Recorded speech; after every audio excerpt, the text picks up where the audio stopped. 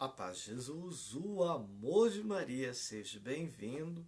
E hoje nós queremos falar um pouco de Nossa Senhora. Mas para isso vamos pedir que a força do Espírito Santo venha. Venha o Espírito Santo, Santíssimo Esposo da Virgem Maria, nos ajuda a tudo agradar ao coração santíssimo de Jesus e por tua força fazer o que é melhor para a Igreja. Amém. Seja bem-vindo, seja bem-vinda. E hoje nós queremos falar um pouco da vida, nos últimos anos de vida de Nossa Senhora e como foi a sua Assunção. Então, eu vou pegar as duas tradições das narrativas. Eu quero que você ouça atenção porque tem conteúdo histórico e eu vou dar algumas fontes de pesquisa também para você. Vamos lá. Após Jesus Cristo subir aos céus, nós então encontramos São João, que vai acolher Maria em sua casa e vai então viver cuidando de Nossa Senhora. Por que é João que faz isso?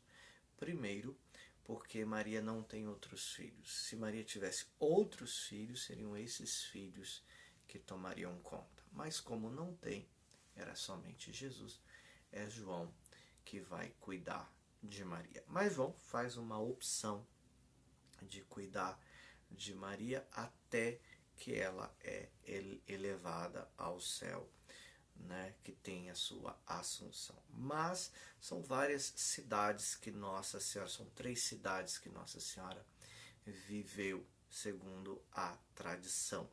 Veja bem, as duas tradições aceitam as cidades. Então vamos lá. Primeiro, Nossa Senhora viveu um tempo em Betânia. Depois, Nossa Senhora viveu em Jerusalém. Nossa Senhora viveu na cidade de Éfeso. Para quem não sabe onde fica Éfeso, é uma cidade hoje que nós conhecemos como Turquia, mas está lá essa cidade chamada Éfeso. Então, nós temos a residência de Nossa Senhora e na cidade de Éfeso. Se você pegar rapidamente na internet, você vai encontrar vídeos da casa de Nossa Senhora em Éfeso. Mas vamos então começar a divergência, vamos dizer assim, das duas situações. Alguns estudiosos afirmam que Nossa Senhora não poderia ter vivido muito tempo em Jerusalém, nem teria morrido em Jerusalém, pelo fato de que seria um prêmio para os romanos prender Nossa Senhora. Então que os próprios cristãos, para proteger Maria, levaram Maria primeiro para Betânia e depois para Éfeso, para que uma região que ela não tivesse tantas perseguições aos cristãos. Esse é o primeiro fato.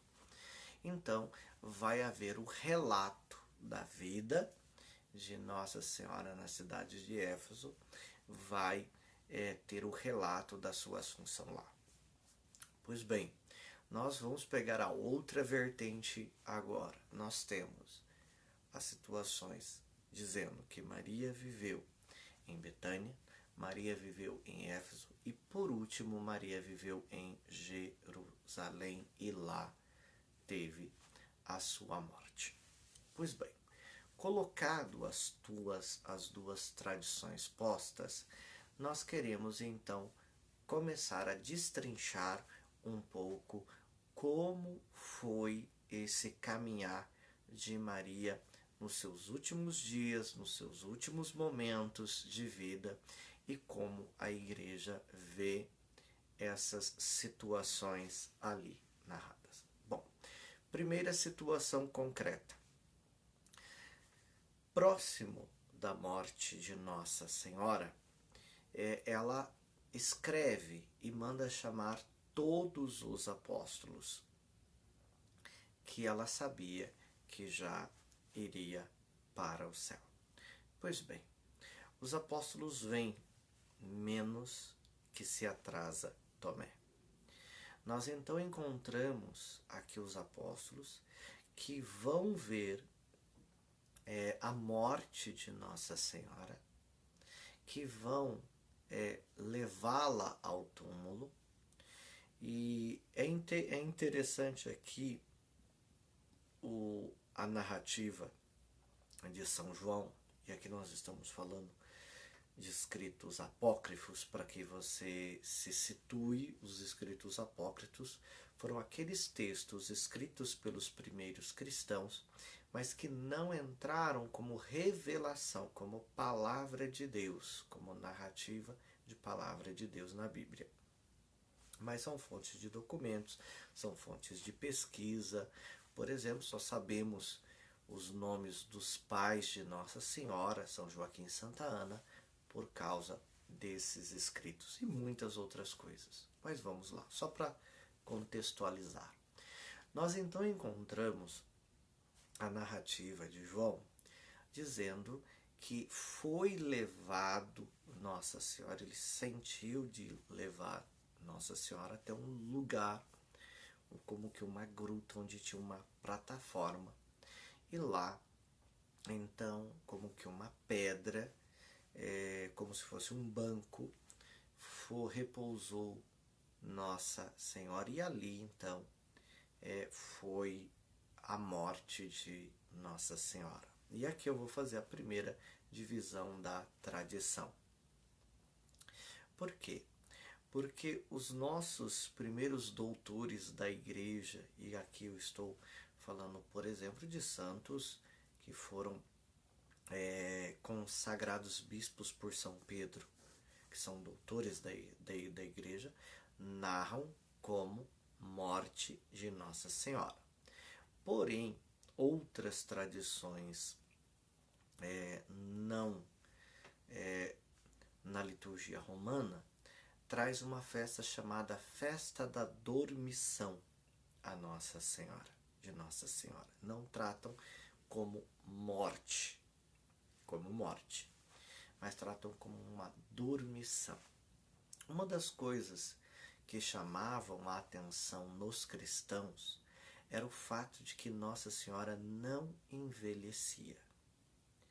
Como assim, missionário? Eu explico. Uma das características de Maria por não ter o pecado original era não adoecer e não ficar velha. Por quê? Porque não tinha essa situação concreta de um envelhecimento corporal. Pois bem, feito isto, Nossa Senhora então é sepultada e não tem um relato visível de Nossa Senhora, que é a alma dela, viram a alma dela subir e o corpo ficar. Nada disso. Mas vamos então ver qual o relato fiel que temos. O relato fiel que temos é que Tomé chega atrasado e ele pede, como um pedido particular,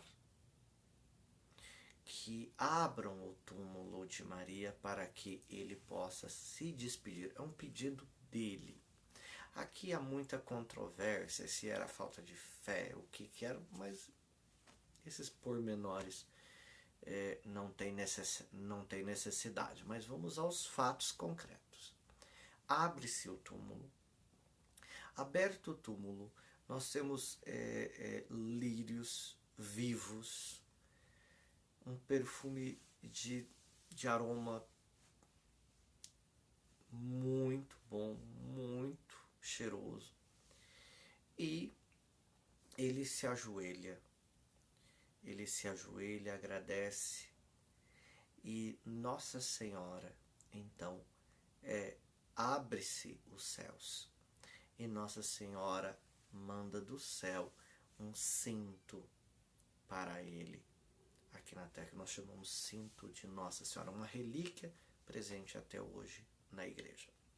Bom, vamos então fazer o que os teólogos chamam de uma desconstrução, para então podermos chegar a este fato concreto e podermos conhecer isto de fato. Primeira coisa, há alguma dificuldade na Bíblia de uma pessoa subir ao céu de corpo e alma? Não. Nós temos o profeta Elias, por exemplo, que sobe de corpo e alma. Veja bem, Nossa Senhora não teve isso. Nossa Senhora subiu primeiro em espírito, depois em corpo. O profeta Elias, é dito que ele foi num turbilhão de fogo, uma carruagem de fogo. Então, nós temos essa facilidade bíblica de compreender isso, até porque Nossa Senhora foi maior do que Elias. Então, eu quero que você fique atento, porque daqui a pouquinho eu volto no próximo vídeo falando concretamente, então, desse cristianismo nascente e Nossa Senhora. Até daqui a pouquinho, Deus lhe abençoe, até o próximo vídeo.